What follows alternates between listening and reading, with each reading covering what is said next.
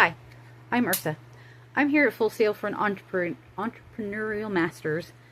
I have a whole lot of education, a master's degree in psychology, a master's degree in legal research, and a bachelor's degree in behavioral psychology, along with a whole lot of other interests that I would like to use to help others without hurting myself.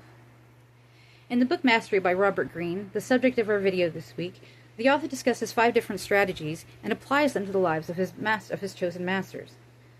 The first of these strategies is the return to origin. In my head, I went back to those kindergarten questionnaires and considered what I wanted to be when I grew up. A writer. I've been a writer since I figured out that words could be manipulated, and here was my primal inclination. The second Robert Greene strategy is finding a niche.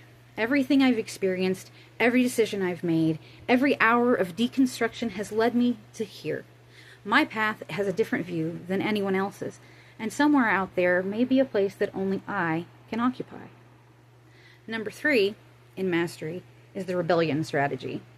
My whole existence has been rebellion. Just ask my mom. She'll tell you. The fourth mastery strategy is letting go and adapting. Adaptation is something I'm really good at. When I don't have resources or support, I figure out how to meet my needs. Adaptation reminds me of a hot air balloon. You have all the power of that great, big, fire-breathing engine, but if you don't let the sandbags go, you can't soar. The final strategy that Greene mentions is finding your way back. I haven't had a rock-bottom moment like the one Greene describes. In fact, I actively avoid those. Instead, I've looked at the things that scare me and sought out education. Education is the antithesis of fear. And so, in the avoidance of rock bottom, I can say that this is where my turning point is. On completion of my psychology master's, I did some job interviews.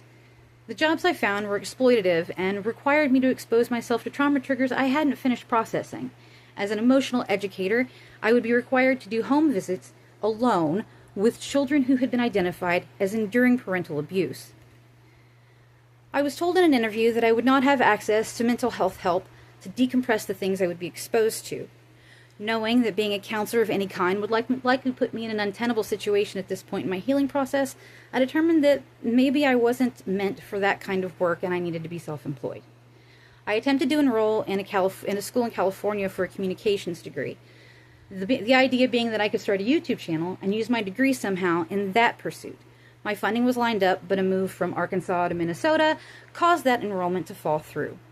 Not knowing what else to do, I took a degree I was interested in, legal studies, hoping it would boost the first degree and I would figure something out. While I was in the legal degree, I found Full Sail. I found here a degree that would fill the holes in my knowledge and give me the foundation to build on. I could look at these misses as failures, and honestly, I'd be okay with that. Jane McGonigal, in her book Reality is Broken, points out that some of the games that feel best to win have failure baked into them. Failure is just another kind of progress. My SMART goals this week, I think, should address my weaknesses. So for one thing, I'm planning to create a new YouTube channel. This will partly be to host these Turning Point videos, but it will also host my second SMART goal.